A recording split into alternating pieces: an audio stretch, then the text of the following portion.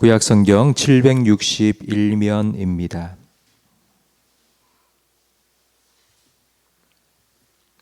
욥기 2장 1절부터 10절까지 한 절씩 교독하겠습니다.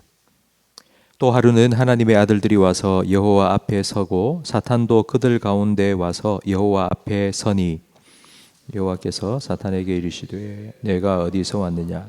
사탄이 여호와께 대답하여 이르되 땅을 두루 돌아 여기저기 다녀왔나이다. 여호와께서 사탄에게 이르시되 내가 내 종 욥을 주의하여 보았느냐? 그와 같이 온전하고 정직하여 하나님을 경외하며 악에서 떠난 자가 세상에 없느니라. 내가 나를 충동하여 까닭 없이 그를 치게 하였어도 그가 여전히 자기의 온전함을 굳게 지켰느니라. 사탄이 여호와께 대답하여 이르되 가죽으로 가죽을 바꾸오니 사람이 그의 모든 소유물로 자기의 생명을 바꾸올지라. 이제 주의 손을 펴서 그의 뼈와 살을 치소서. 그리하시면 틀림없이 주를 향하여 욕하지 않겠나이까. 여호와께서 사탄에게 이르시되 내가 그를 내 손에 맡기노라. 다만 그의 생명은 해하지 말지니라. 사탄이 이에 여호와 앞에서 물러가서 욥을 쳐서 그의 발바닥에서 정수리까지 종기가 나게 한지라. 욥이 제 가운데 앉아서 질그릇 조각을 가져다가 몸을 긁고 있더니 그의 아내가 그에게 이르되 당신이 그래도 자기의 온전함을 굳게 지키겠느냐? 하나님을 욕하고 죽으라. 그가 이르되 그대의 말이 한 어리석은 여자의 말 같도다. 우리가 하나님께 복을 받았은즉 화도 받지 아니하겠느냐 하고 이 모든 일에 욥이 입술로 범죄하지 아니하니라. 아멘. 욥의 믿음을 테스트해도 된다는 하나님의 허락을 받은 사탄은 제일 먼저 욥의 재산에 손을 댔습니다. 욥의 모든 재산을 다 빼앗아 갔습니다. 거기에 더해서 집을 무너뜨려 그 집에 함께 모여있던 욥의 10자녀를 죽게 만들었습니다.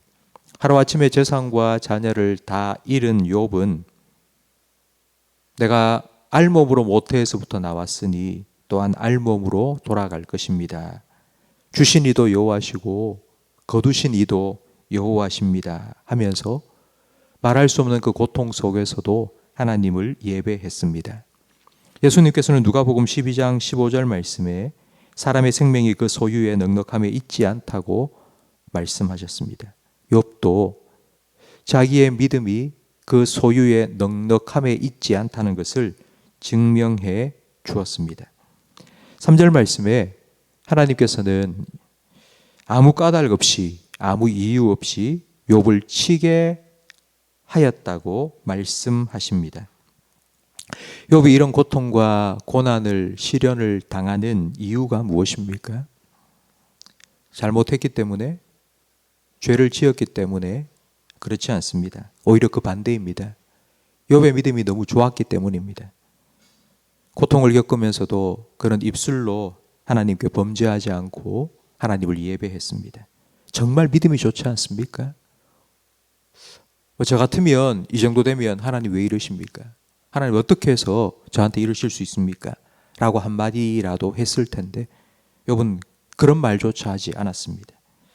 그렇다면 욥의 이 대단한 믿음이 그가 겪고 있는 고통과 시련을 해결해 주어야 하지 않겠습니까? 그런데 그렇지 않았습니다. 사탄은 하나님께 테스트를 할 기회를 한 번만 더 달라고 요청을 하면서 이번에는 욥의 몸에 직접 손을 대도록 해달라고 요청했습니다. 하나님께서는 그의 생명은 해하지 말고 그의 몸은 네가 알아서 해라 라고 허락해 주셨습니다. 욥은 머리끝부터 발끝까지 종기가 났습니다. 8절 말씀에 보니 욥이 제 가운데 앉아서 질그릇 조각으로 몸을 벅벅 긁었다고 말씀합니다. 이 제 가운데 앉았다는 말은 쓰레기 더미에 앉았다는 의미입니다. 여러분, 만약 여러분의 남편이, 여러분의 아내가, 여러분의 아들, 딸이 지금 이런 모습이 되었다고 생각해 보십시오. 여러분 어떻게 말하겠습니까? 어떻게 하시겠습니까? 욥의 옆에는 유일하게 그의 아내가 남아 있었는데 그의 아내가 욥에게 하는 말이 9절 말씀에 나옵니다. 그의 아내가 그에게 이르되 당신이 그래도 자신의 온전함을 굳게 지키겠느냐? 하나님을 욕하고 죽어라. 하나님을 욕한다는 말은 하나님 좋아하시네. 당신이 하나님을 그렇게 믿는데도 하나님 지금 하는 게 뭐야? 하나님이 있다면 당신이 이런 고통을 겪을 수 있어? 당신을 도와줄 하나님은 없어. 당신의 고통을 끊어. 당신의 고통을 끊어버리기 위해서 당신의 목숨을 끊어버려. 자살을 하는 사람들 중에 많은 사람들이 바로 이런 생각을 합니다. 내가 내 스스로 내 목숨을 끊으면 내 고통도 사라질 거라고 생각하기 때문에 자기의 목숨을 끊는 것입니다. 하지만 분명히 우리는 명심해야 됩니다. 생명은 하나님께서 주신 것입니다. 그 생명을 취하여 가실 권한도 하나님께 있습니다. 만약 내 생명이 내 거라고 생각하고 내 마음대로 할 수 있다고 생각한다면 그건 자기가 하나님 노릇하려는 죄를 범하는 것입니다. 하나님 욕하고 죽으라고 말하는 그의 아내에게 욥은 이렇게 말합니다. 어리석은 여자여. 이 말은 입 다물어 이런 뜻입니다. 욥이 큰 소리를 치는데요.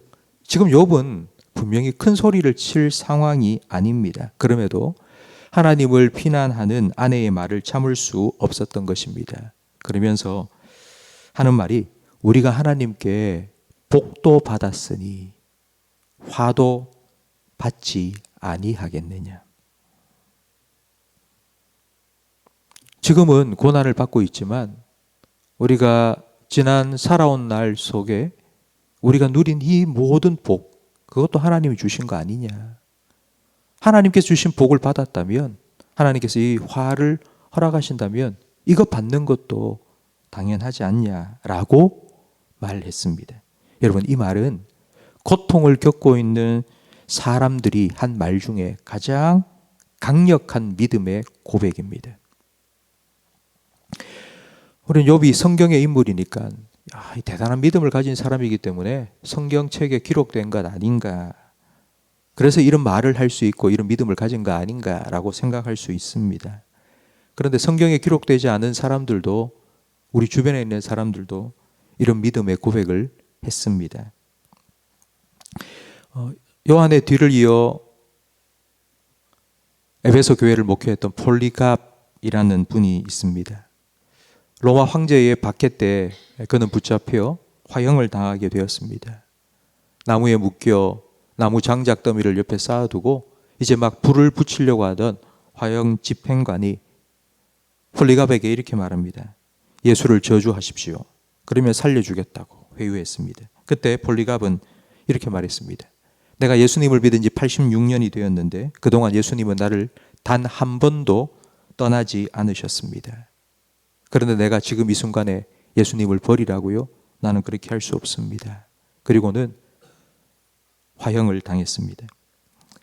1994년 4월 10일 미국의 컬럼바인 고등학교에서 총기 난사 사고가 일어났습니다. 아마 여러분 기억하실 겁니다.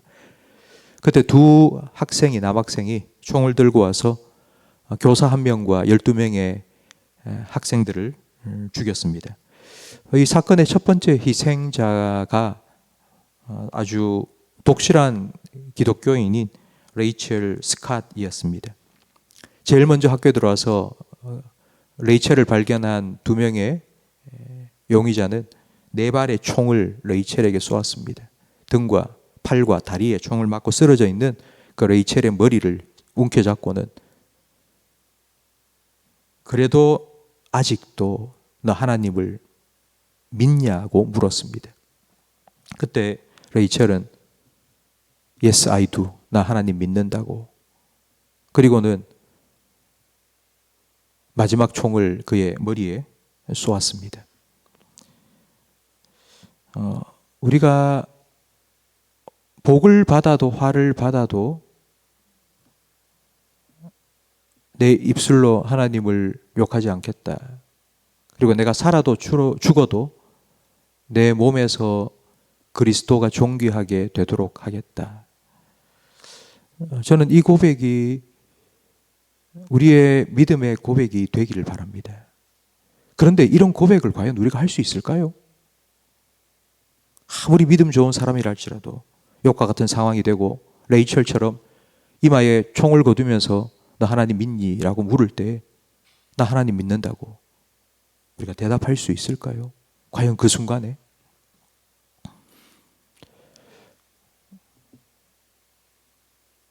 예수님께서는 우리의 믿음을 지켜주시는 분이라고 히브리서는 분명히 우리에게 말씀하고 있습니다. 그렇다면 우리가 그런 순간을 만났을 때에도 예수님께서는 우리의 연약한 믿음을 도와주실 겁니다. 스데반이 사람들의 돌에 맞아 순교당할 그때에 하늘이 열리고 하늘 보좌에 벌떡 일어서서 자기를 향하여 두 손을 쫙 펼치면서 어서 오라고 맞아주시는 예수님을 보았습니다. 그 고통 속에서 스데반은 그 예수님을 바라보며 순교를 끝까지 감당해냈습니다. 지금 우리 생각에는 만약 그 순간이 우리에게 다가온다면 욕과 같은 이런 고통이 찾아오고 그리고 레이첼과 같이 순교당하고 폴리갑처럼 화형을 당할 그 순간이 내게 닥쳐온다면 과연 내가 그 믿음을 끝까지 지킬 수 있을까?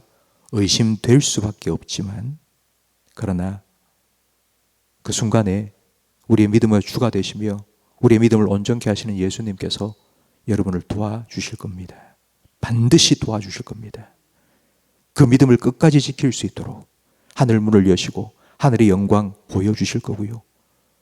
반드시 우리의 믿음을 이 땅 가운데 드러내시며 주님께서 영광 받으실 겁니다. 그런 일이 우리의 삶에 없으면 좋겠지만 그러나 우리에게 이런 일이 일어난다면 예수님께서는 우리의 믿음을 끝까지 붙들어 주실 겁니다. 이게 우리의 믿음입니다. 우리는 그 믿음을 우리 스스로 가질 수 있는 것이 아니라 믿음은 선물입니다. 예수님께서 우리에게 신실한 분이라는 것을 계속 알려주시고 가르쳐 주시기 때문에 우리는 그 하나님의 신실하심과 예수님의 신실하심을 본받아 믿음이 있는 믿는 자, 신자가 될 수 있습니다. 그러니 성도 여러분, 오늘 욥의 이 고백이 성경에 기록된 이상적인 그런 사람들만 할 수 있는 고백이라고 생각하지 마시고 복을 주신 분이 하나님이시고 화를 주신 분도 하나님이시니 어찌 받지 않겠느냐. 내가 알몸으로 모태에서부터 나왔으니 알몸으로 돌아가는 것이 당연하다.